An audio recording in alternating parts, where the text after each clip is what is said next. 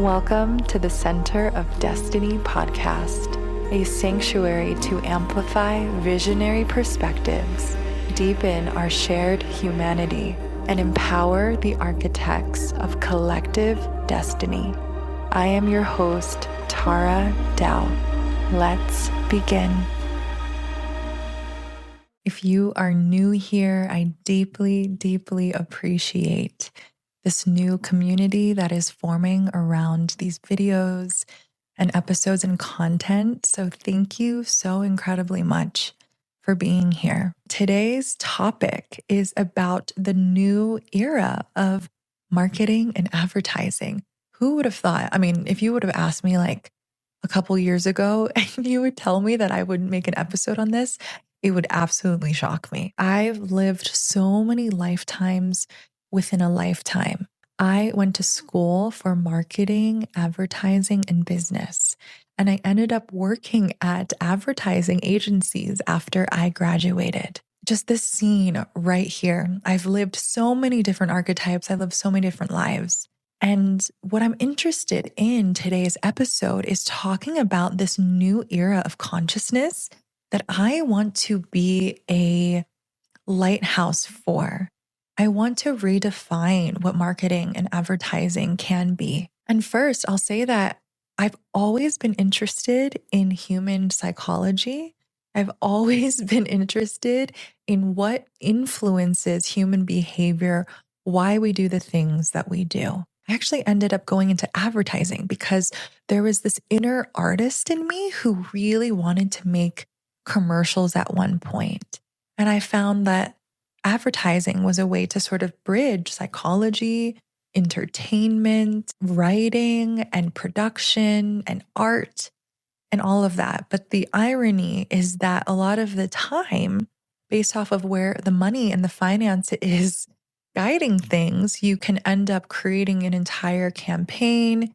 You can put tons of time, energy, and have an entire team to help grow and develop a brand. But that does not necessarily mean that that brand is actually benefiting all sentient beings or that that brand is benefiting the world, right? And I think that's an immense consciousness shift on the planet right now, which is to ask ourselves, like, where are our dollars really going? What brands, what companies are we actually supporting and perpetuating? And the moment that you actually take away the resources from brands and companies and leaders that are not doing good in this world is the moment that they lose their power. And so there's a very bridge moment that I'm here to offer today in this episode, which is if you are a change maker, if you are an artist, if you are a conscious entrepreneur, if you have a vision that can truly only come through you in the unique way that it is meant to, more than ever, is it important to get comfortable with visibility, to get comfortable with marketing yourself, to get comfortable with advertising, to create strategy long-term and short-term, to get, acquainted with tech and ways to really amplify your vision. Because when you have the right mindset for why you do the things that you do, and there's a generative circular business structure, which means that this is not a top-down hierarchical form of business. It's a circular, it's a more feminine form of business, which means that your success is the inevitable success of everyone else involved. And in fact, the best leaders are the ones who are tracking and who are developing and designing a business so that everyone involved can grow and not just grow from the top down, right? It's also starting to understand how we with platforms, we with privilege, we with the ability to reach people can use our businesses, can use our platforms and our community reach to actually empower organizations and foundations that need it the most. In my own company, I have a cultural value, which is there's always a percentage of profits that goes back to the indigenous lineages and the original elders and teachers of the lineages that I benefit from, that my clients benefit from, because these ancient wisdom traditions and these shamanic healing technologies inform a lot of the work that I do. Some of this ancient medicine and ancient spiritual tradition that actually has informed a lot of modern day spirituality. If you look at Joe Dispenza and a lot of these people who are more popular in the mainstream spiritual collective, you can understand that a lot of the practices, meditations, visualizations, and energy work that these advocates of modern spirituality bring to the masses is actually rooted in ancient cultures like the Vedas, like Tibetan Buddhism, and like the Kero shamanic tradition that I study with. And so within my own company, I am not going to do the colonizer thing, which is that I benefit from these lineages, that they are integrated in my work and in my client work and in my entire business without giving back to those lineages directly, like donating to Free Tibet and like making offerings to the elders of the Kyoto lineage and my personal teachers. So these are but small examples of a new era of business, a new consciousness of the visionary, how we really begin to heal and repair, this societal disdain that we have for brands, companies, marketing, advertising, which is why so many people are so afraid of sounding cheesy, so afraid of putting themselves out there. If you are one of them, I totally get it. I've never been a salesy type of person. And at the same time, if you carry that story far too long, no one's ever going to benefit from that. You're not going to benefit from it. If you actually believe in what you're selling and you believe in the impact that you're here to make, then feeling cheesy or feeling cringe in sharing your offerings is never going to take you where you want to go. And it's never actually going to help the people that it's here to help. Now, here's the nuance and paradox. There's tons of people that are really good at sales and marketing who actually are so not embodied in what they're talking about, nor is their heart or their business practice in the right place that is actually here to expand human connection versus to extract from it. So we really need to discern the difference. And I actually find that some of the quietest people, some of the most humble people, the ones that have their head down, that just walk with God and really are not informed by the validation of the external world, the ones that are really in, a deep union with Creator and the way that Creator is creating through them. I think that if we were to just balance the energy a bit and swing the pendulum the other way, it's probably those people who need a platform and who need visibility and who actually deserve to be made famous or deserve to be made reachable more than ever.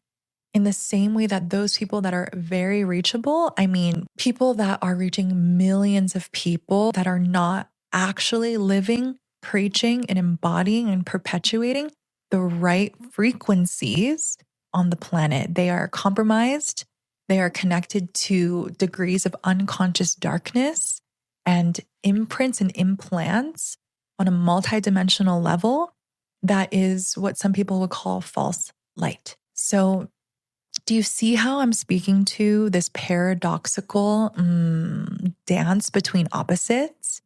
And this is a very tantric conversation. It's very Taoist conversation. It's really about that meeting in the middle, because those who are the loudest, that have the highest reach, need to ground themselves sometimes in understanding what are the foundational energies, what do they truly stand for, and who are they here to champion really. And those people need to come into an integrity of asking themselves, what do they really serve? And then those on the opposite that are so humble.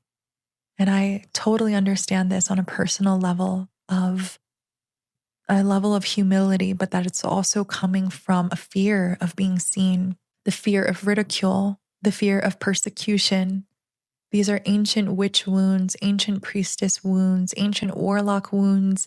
These are wounds that we've experienced in past lives or that our ancestors experienced, or they're collective consciousness templates that we are playing out through our own bodies. that are truly afraid in a way that does not make logical sense, but that is a somatic response, which is if I take up space, if I am big, if I really play the true game that I'm here to play, if I really land in the center of my destiny, if I stop dancing around the thing that I want to do or dancing around the thing that I'm really here to bring forth in the world, but I land fully in the center of it, then what will happen? How will I not be relatable to the people around me? Who might I lose? Who might judge me or criticize me?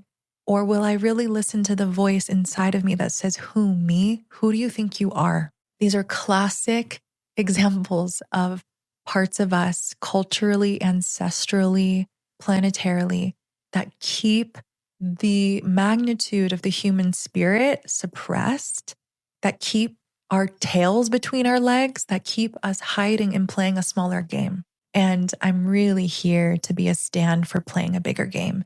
If you are one of the closest besties and sisters in my life, one of my deepest love languages is that you will never have to play a smaller game or minimize yourself in my presence. Truly, because my form of love and the form of love that I really appreciate is those that are a stand for your full potential, who understand the preciousness of our incarnation and who really implore and encourage those that we love to play in that fully. Yes, the new era of marketing and advertising. And what I'm speaking to is more of the psychological, psychosomatic, and spiritual layers of marketing and advertising, which is what are you selling? And what is the business structure behind what you are selling? Is it generative? Does it serve something more than yourself? But also, do you include yourself in it as well? Because I'm here to say that you can have both. It doesn't have to be one or the other. There is no martyrdom here. And at the same time, there is no narcissism here either.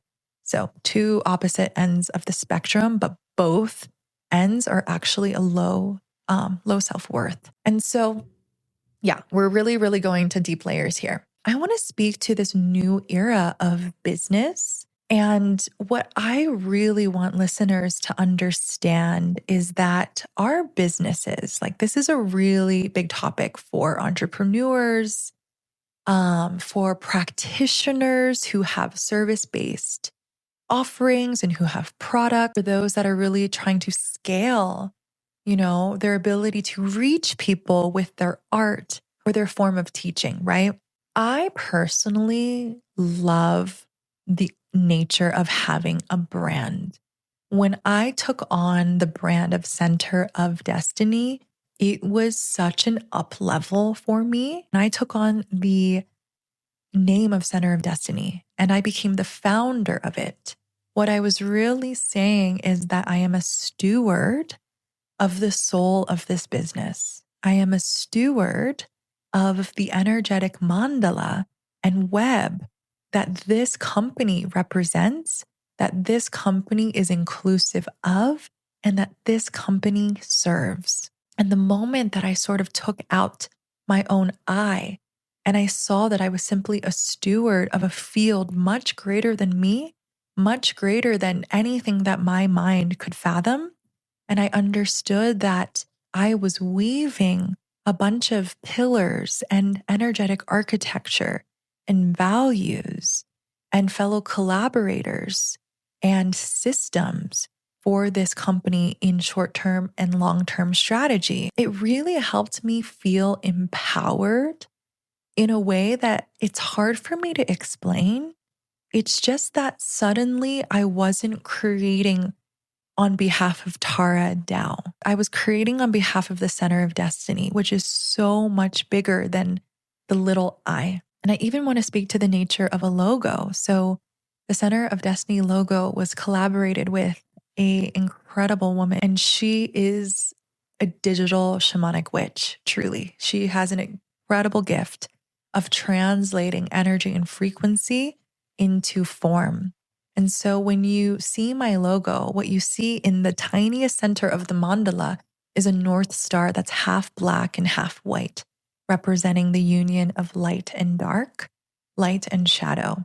And on the outside of that is an oriental knot representing my Asian ancestry and a symbol of luck, prosperity, and protection. And on the outside of that, you see two dragons up top and at the bottom circling and protecting this field in their respective places in their opposition. And so, really, that is a powerful talisman.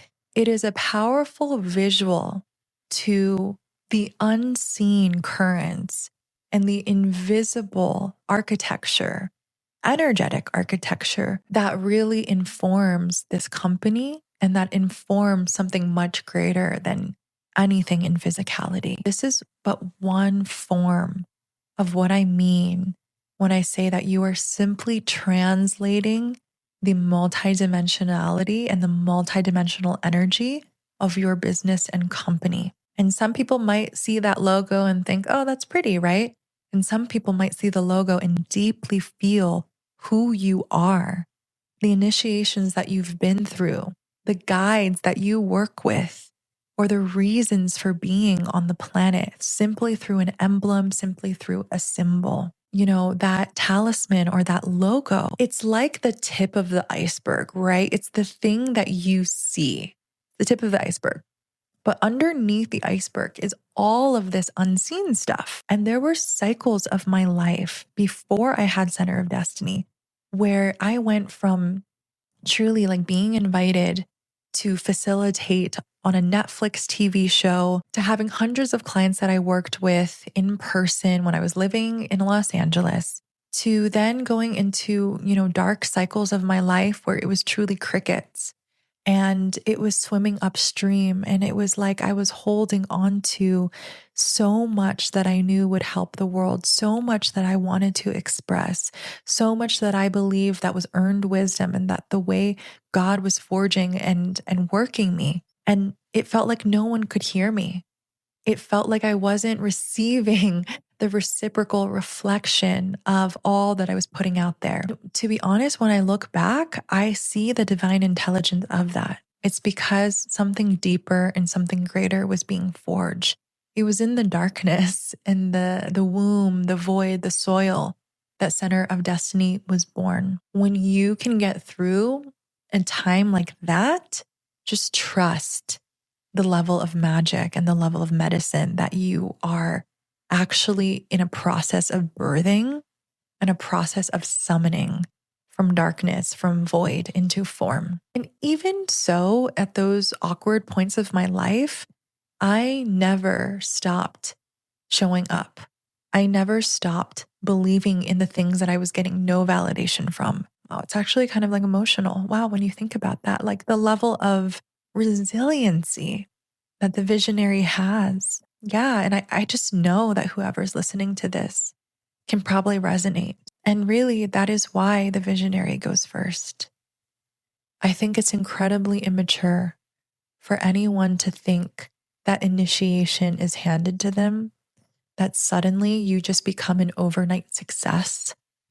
That, and maybe that does happen, but even when that happens, what you don't see in people is the times in their room where they were breaking down and breaking apart. What you don't see is all the times where someone took rejection and had to find worth and understand that rejection was redirection, to understand that rejection is not something personal, and to understand how to take rejection not from the inner child within who's going to project all of that rejection as some meaning about, how they're not loved, and to really begin to resource despite rejection, despite negative feedback, despite not having the validation that all of us want, to summon and resource from an inner adult self that can handle it and that can understand that no matter what the external world is saying, that is not where true security comes from. And this is a key part of the work that I support clients with. It's understanding how to resource more mature parts of you to lead and guide in your business, in your relationships, and in your life. Because it's so easy to bring survival adaptations, ancestral information, or inner child, younger developmental parts of you to the table. And I mean, I've been heartbroken in collaboration when I've had to be in business or be in collaboration with someone's inner child and they fucked me over and they really did not stand in integrity. And so I think that the most healthy forms of business and the healthy forms of actually being a practitioner and a guide on this planet means that you must do your inner work first. And that's why with the Center of Destiny work, there is no branding, there is no value proposition, there is no copywriting or designing or understanding how to tell your story without the somatic work, without the nervous system work, without the reparenting, without the developmental work internally to ensure that the transmission and the vessel in which this art or these words or this service is coming through is coherent, is pointed, is mature, and has a strong enough capacity to withstand the wind. It is not just an external journey, and that's the difference of Center of Destiny. It really is about the inner and the outer as one.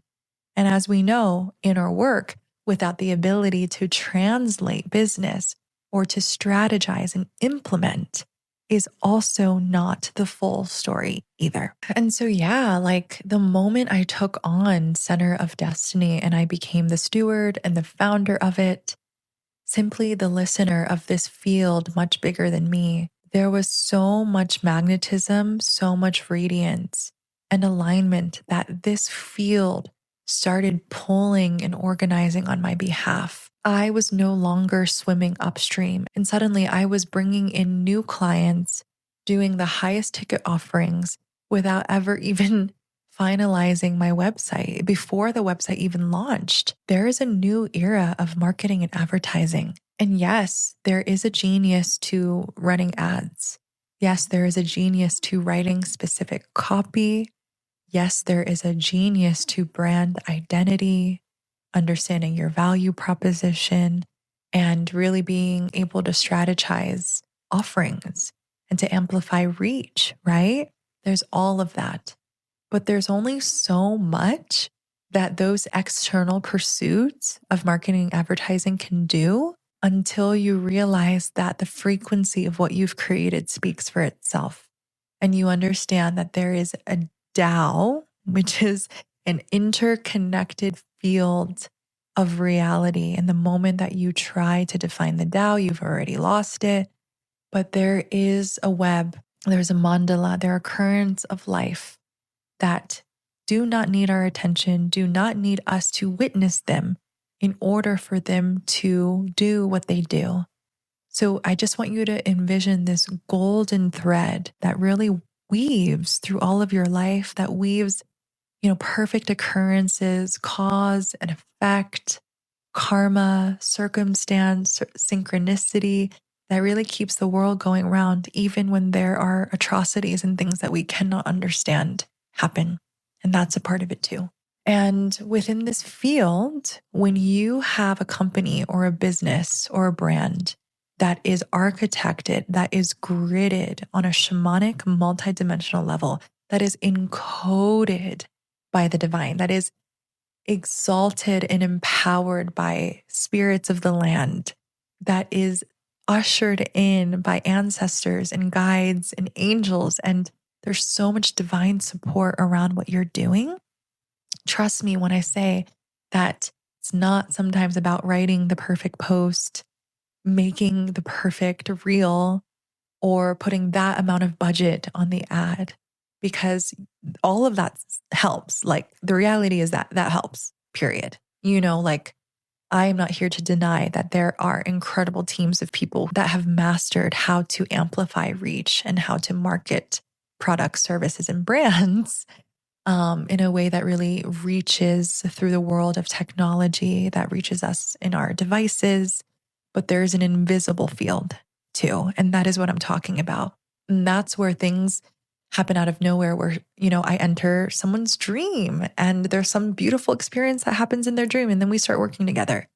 There are invisible currents, circumstance, almost like I want to say the symbol would be like you put your business card in a message in a bottle and you send it across the Pacific Ocean, and the person who you have a destiny or a soul contract with finds it on an afternoon at 2 p.m. on the beach one day. Like it's that kind of energy, that level of can't explain it, can't define it, not logical type of magic. And again, where we started this conversation with is there gets to be both. This is for the bridge walkers. This is for those who want to merge worlds. Because if you are sending messages in a bottle and waiting for your dream soul clients to find them across the Pacific Ocean, across the world, right? Without ever making the post, without ever getting your voice out there, without creating the offerings, without writing and synthesizing your story, without understanding how to speak to your ideal clients, without being able to synthesize your own lived wisdom so that you can reach those people you're here to provide service for, and to create that emotional and energetic resonance so that they can recognize you're for them and they're for you. If you're not putting yourself out there and your business is just an idea, or let's say there's inconsistent energy, it's fragmented, it's like the moment that you actually come close to success, your nervous system flees. You go into a flee response or you hide. That's very, very normal because we did not build the capacity for that much visibility or that much attention or that much impact, right? That's very, very normal. I actually, had an experience like that where I was at the height of reach because I was in a top 10 Netflix show in 2022, which was filmed in 2021. And I was the quietest I had ever been on social media. I was getting tons of people following me. There were Reddit threads about me, and I was seeing all this content about me on the internet. And there was no offerings that I was funneling people into or ways that I was making contact with this community. Instead, I went deep into my life in Sedona. And in some way, like that wasn't a bad thing. It was really beautiful. But I see from this perspective that had I been given that opportunity with a different capacity, like now, I would have rode that wave much stronger. And I would have probably created a lot more service and impact because I was willing to meet the people who wanted to engage. And instead, I actually hid out because it was a lot. And so I can speak from direct experience what it's like to actually need to build nervous system capacity for that much success, that much visibility, that much impact. In the same way that in relationships, we need to build capacity for that much loyalty, that much love, that much alignment, right? Because if we didn't developmentally have examples of the type of love that we yearn for or long for or desire, right? And we didn't have healthy experiences or examples of secure relating in our parents or in, the communities that we grew up around, then all of this information is stored in our nervous system and it needs upgrading. And to upgrade that information really is the inner work of holistic success, because there is no form of success that is ever going to reach you if you do not have the capacity for it. The other thing that I believe is so important that I've noticed is a shadow in the collective is that I recognize when people are sitting on $1 million business. I recognize when people are sitting on a pot of gold of gifts, or truly them being themselves, them doing the thing that is natural for them, right? And actually being led and guided to do that thing. They can spend so much time in a timeline that is lukewarm, that is not the highest timeline, but that is a survival-based timeline, and think that it's gold. And it's really hard for me to say that. And it sounds mean, but I don't mean it to sound cruel. It's just that I'm such a protector of Dharma. I'm such a stand for the fullness of our expression and the fullness of our incarnation that it honestly pains me to see when people have so much ancestral density or shadow that is not being transmuted or moved, but that is in holding and keeping energy stuck. where they truly believe that experiencing life in a lukewarm way, that not being ecstatic, that not having a vocation or a life path that perfectly reflects them is normal. And it is normal in a survival based, colonized society, right? But it's also not the new era of the planet that we are walking into. And I am recording this and meeting you, listener, at the precipice of a turning. This is not what is normal. I would say that this conversation is probably a minority when it comes to a greater conversation on the planet. But I do believe that those of us who have high vision, that are very otherworldly, and that are very much connected to a visionary future of what we see is possible on this planet and are devoted to being a part of it, what I want to say is that we move the needle every generation. That within this lifetime, we might not see the fruits of our labor fully. We might not see the planet that we planted seeds for. But our children and our children's children and their children's children and the planetary future generations will. And so, what do we do with the lifetime that we've been given? How do we plant seeds and how do we move the needle generation by generation? Parenting is a part of that. Business and legacy, building a legacy brand is a part of that. Smiling at a stranger, being kind to someone who needs it is that. No matter the Dharma, big or small, it is a part of a greater field of life and it is needed. For every part is a part of a whole. So we end this podcast speaking to some practicality because we totally did that neurodivergent thing where we traversed so many realms. And if you have stayed along for the ride, thank you so much for being here. And what I really appreciate about transmission-based sharing, which is something that I specifically teach visionary clients, practitioners, thought leaders, and emergent figures, is you have to trust that it's not about what you're saying. You have to trust that it's not about saying the perfect thing, to have it perfectly ordered and structured. It's that where your transmission is coming from is everything. The ease in your system in which it flows through is everything.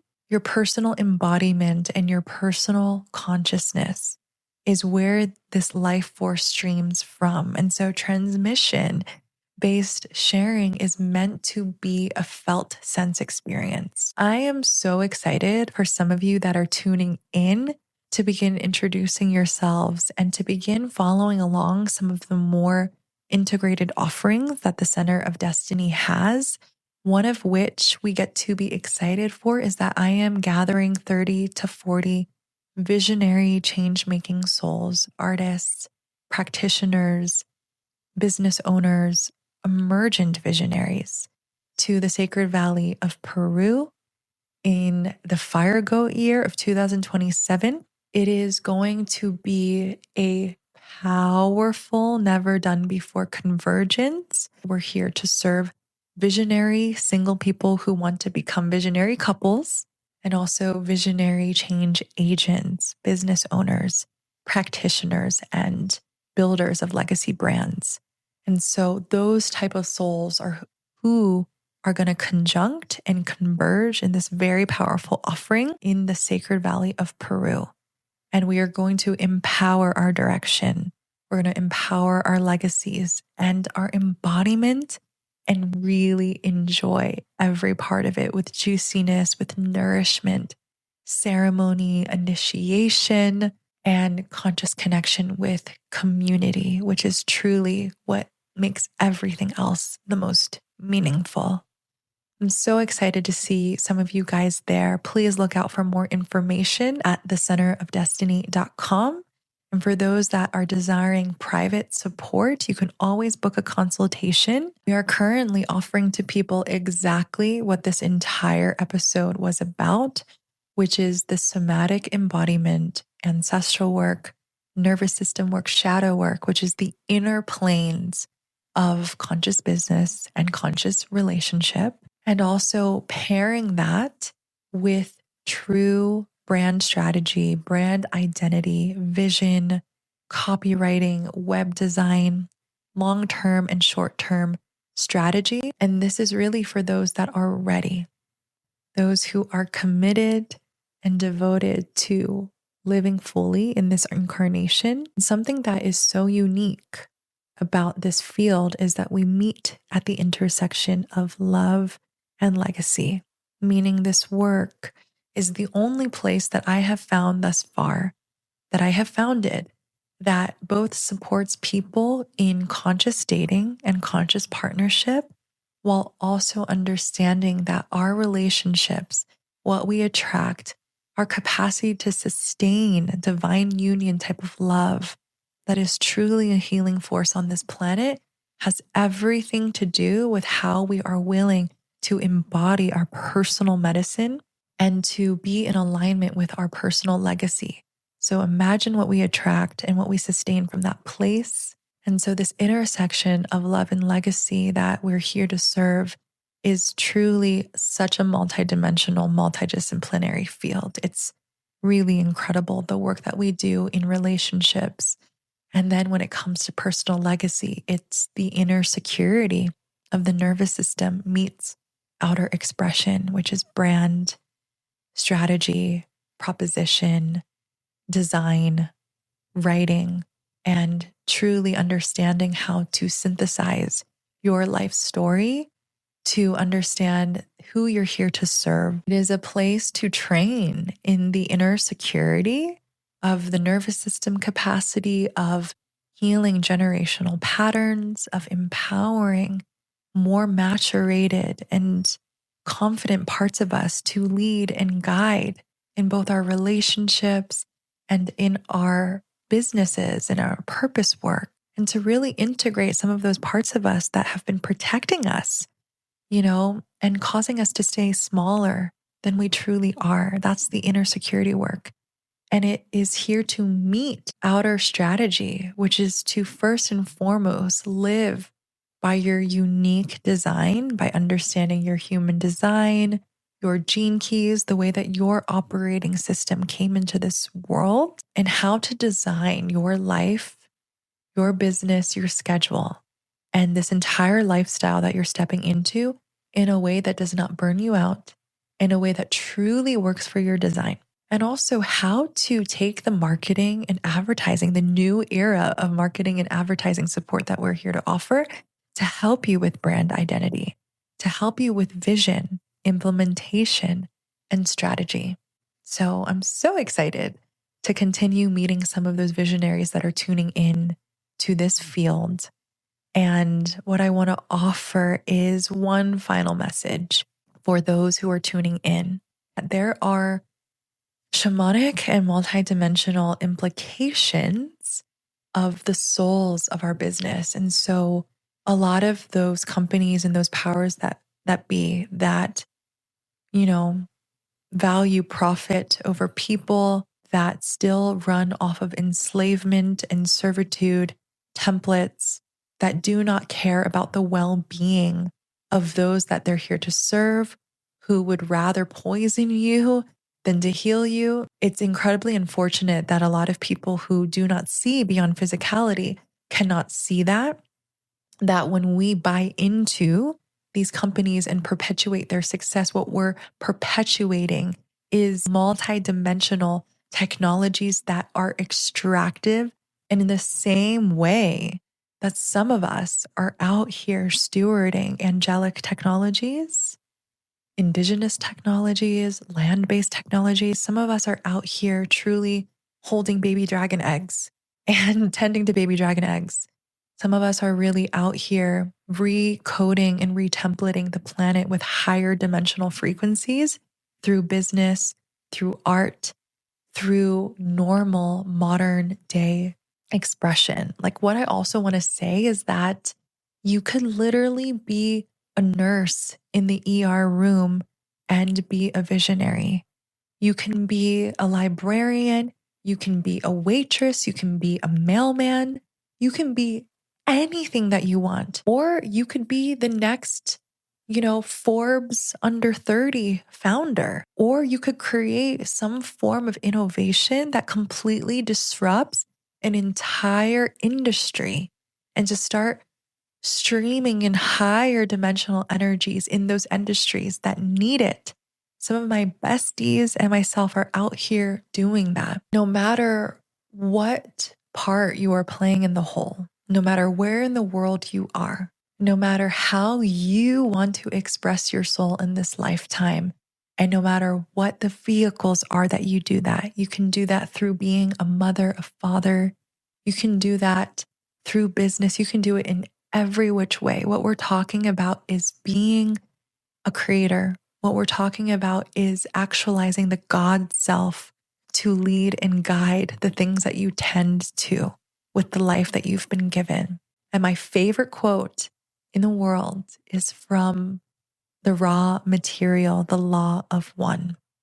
And it says, it is the love with which you do things that radiates. It's not the things that you do. Meaning, it's not the what, it is the how. It has always been about what is your intention? Why do you do the things that you do? What are the energies that you empower behind what you create? And how do you extend that level of care into all realms and all sentient beings when you act in divine will with what you are creating? Thank you so much for being here again at the Center of Destiny podcast. It is such a pleasure to be reaching more souls, and I am infinitely, infinitely grateful to be able to share this work with you.